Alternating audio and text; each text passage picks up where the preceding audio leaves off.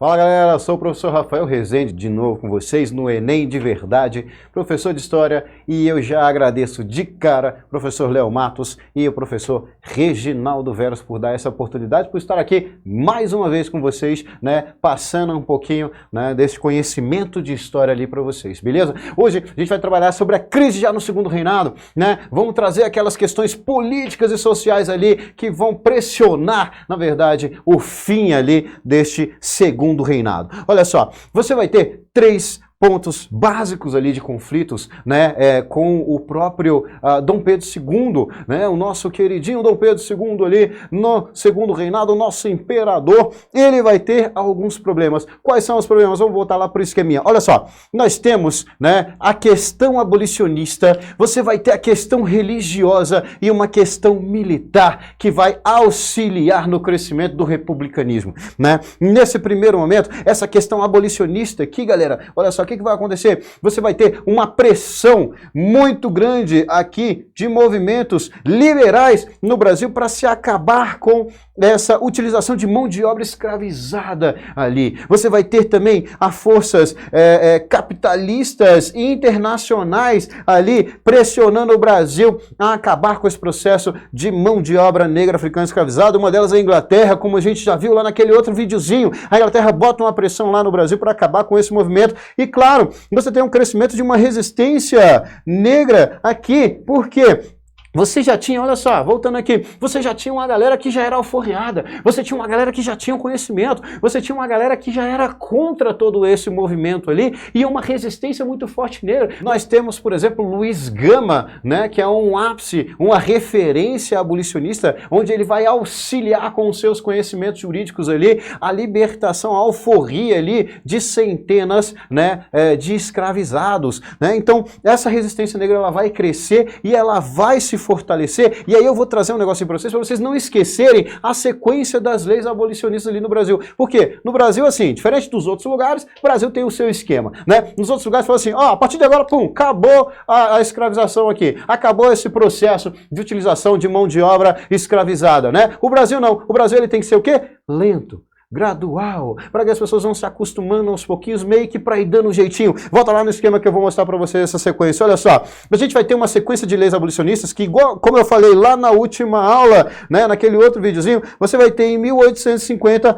a Lei Eusébio de Queiroz, que ela vai proibir o tráfico negreiro, né? Ou seja, ela proíbe que os negros africanos escravizados venham para o Brasil. Porém, volta lá, aqui comigo, na verdade, você vai ter o quê? Ele está proibindo a vinda do africano para cá, a vinda daquele negro africano escravizado para o Brasil. Ele não está proibindo o tráfico, aliás, ele não está proibindo o tráfico interno e ele não está proibindo a escravidão aqui no Brasil. Então a escravidão permanece. Qual era a ideia nesse primeiro momento? Fala, não, a gente proíbe o tráfico, chega, né, para de vir pessoas para cá, para de vir essa população escravizada para cá, e daqui a pouquinho os que estão aqui vão morrendo, vão se alforriando, e até que acaba de forma natural o quê?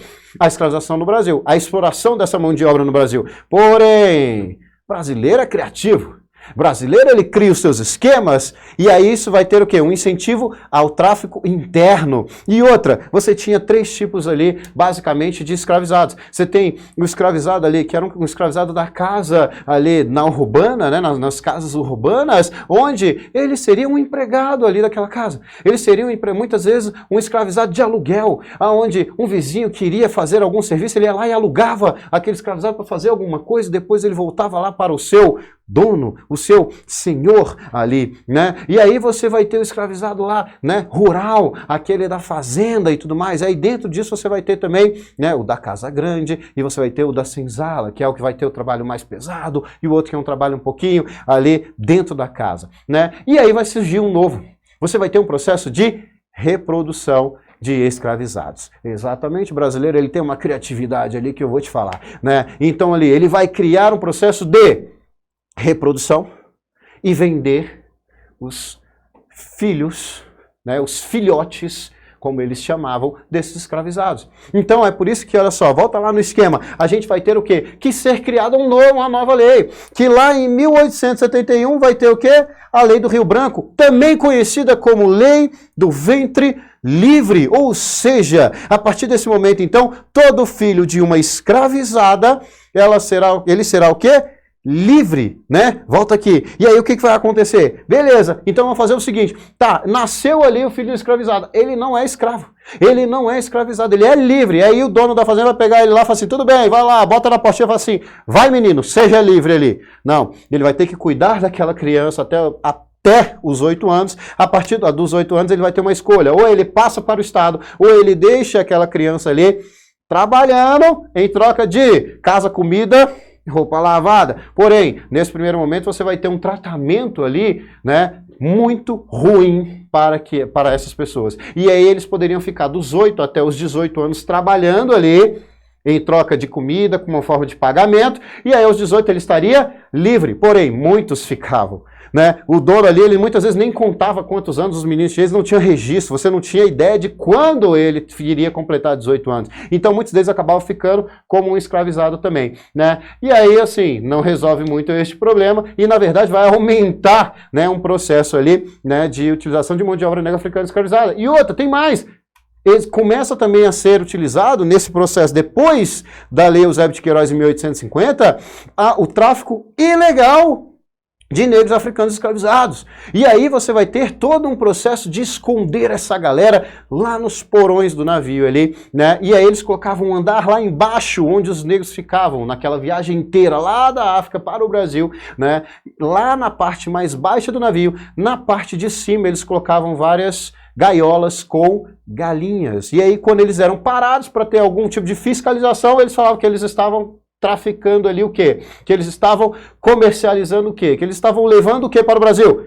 Galinhas, né? Então começam a surgir vários portos ilegais, vários portos de galinhas, né? Olha só, portos de galinhas que eram responsáveis ali para descer essa população negra ali que veio de forma ilegal para o Brasil e eles já interiorizavam, já mandavam ele ali, né, para serem vendidos logo e mandado logo para suas fazendas, que assim, quem já era encontrado aqui em terras, tudo bem, ele já era um escravizado da terra, ele não poderia ser retirado. Agora, se fosse afirmado que ele veio ali depois da lei, ele automaticamente ele teria que ser alforriado. E aí você vai ter aquele movimento da resistência negra batendo em cima disso. Volta lá no esqueminha, olha só.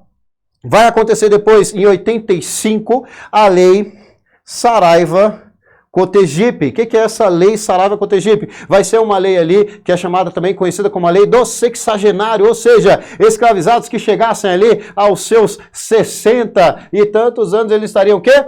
Libertos. Mas olha só que maravilha, né? O cara chegou a 60 anos, a média de vida do escravizado, ele não chegava ali a 35 anos, galera. Então, o que chegava a 60, imagina quais eram as condições. E outra, ele com 60 anos, ele ia fazer o quê da vida? Ele ia ser contratado para quê ali, né? Então, você não tem uma inclusão dele na sociedade. Na verdade, ele era isso aí foi uma forma de você fazer com que os donos desses escravizados, eles se livrassem daquela peça, como eles chamavam, né? Para se livrar daquela peça ali, para se livrar daquele cara que só estava dando o quê? Prejuízo, porque ele não produzia mais e tinha gasto ali com comida e algumas, né, roupas e tudo mais que você tinha que passar para aquela pessoa. Então, assim, é uma lei que vem surgir ali, né, para libertar essa galera. Porém, vai ter então finalmente depois em 88, né, a Lei Áurea, né, que vai por fim, de fato, a escravidão no Brasil, certo? E aí só em 88 você põe fim à escravidão no Brasil, mas você não tem uma inclusão dessa população na sociedade, certo? Então você tem esses movimentos ali, vai ter uma lei abolicionista que vai gerar essa crise, porque Dom Pedro ele vai sofrer dos dois lados, ele vai sofrer dos abolicionistas que falavam que Dom Pedro não fazia nada para acabar com a escravidão. Volta aqui para mim, olha só. Ele vai sofrer com os abolicionistas ali, né, que dizia que Dom Pedro não fazia nada para acabar com a escravidão. E ele vai sofrer também dos fazendeiros, dos escravocratas, falando que Dom Pedro não fazia nada para impedir o processo de abolição. Então ele começa a perder apoio ali daqueles dois lados. Vai ter também um outro ponto, volta lá, a questão religiosa, passando bem por cima ali rapidinho. Você vai ter o quê? Uma interferência ali do imperador em relação à decisão do Papa. Vai vir uma bula, que é a bula Sílabus né, do Papa ali, proibindo com que a população ali maçônica participasse da igreja, que participasse de missas e até mesmo que fizesse parte do corpo da igreja. Porém, Dom Pedro, olha aqui, para mim, Dom Pedro II, ele era maçom, ele era terceiro grão-mestre da maçonaria francesa lá, e ele fala assim, essa bula não será cumprida. E aí a galera já fica assim, meu Deus do céu, Dom Pedro, ele tá falando contra o Papa. Gente, como é que ele é abusado, gente? Como é que ele vai falar contra o Papa ali? Como é que ele vai chegar e não vai aceitar uma decisão do Papa? Gera uma confusão, porque você tem o bispo ali, né, de Belém e Olinda, volta lá no esqueminha.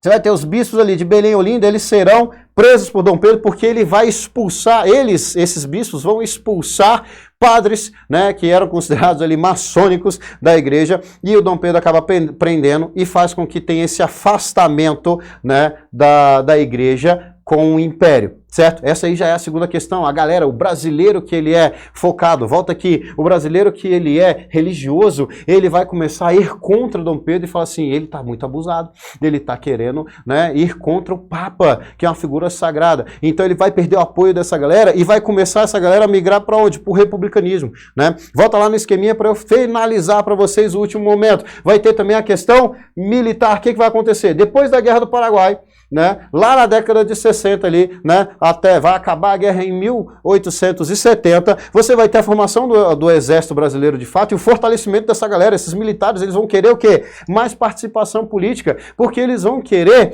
ter melhores salários depois da guerra, porque eles achavam que eles seriam considerados heróis e eles não vão ser recebidos como heróis.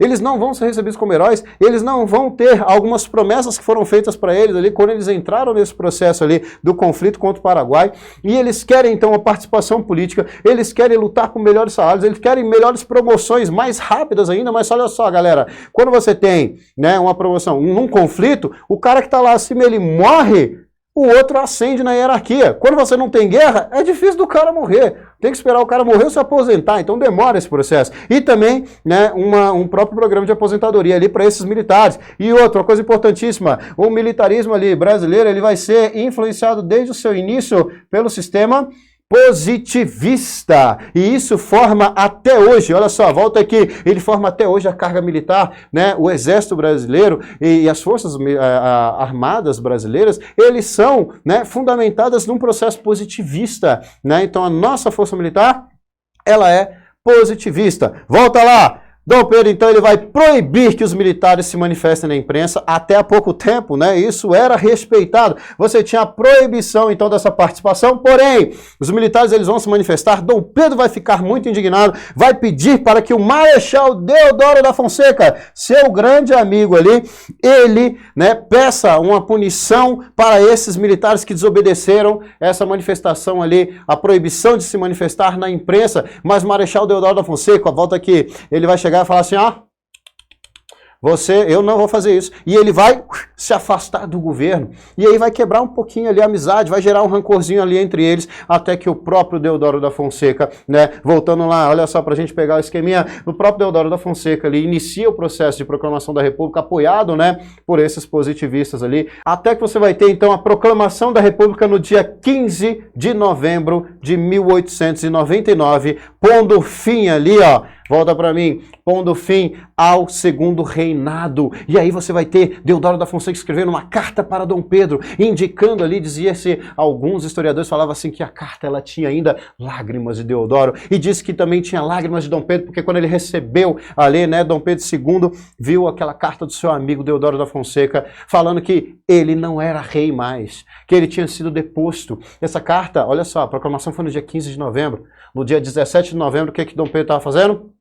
Pegando a família ali e, ó, saindo do Brasil. Por quê? Porque foi exigido que ele saísse o quanto antes para que, assim, não houvesse nenhum tipo de tentativa de reconstrução ali ou de manutenção do reinado, do trono brasileiro. Certo, galera? Então, olha só, a gente percebe que teve todo momento político, um problema, um movimento social que vai gerar essa crise até se chegar, de fato, no fim e na queda de Dom Pedro II no dia 15 de novembro de 1889. Tá certo? Cresce o republicanismo, vamos ter depois um outro movimento aí, né, que a gente pode voltar e falar depois para vocês. Beleza? Beijo para vocês e obrigado pela atenção.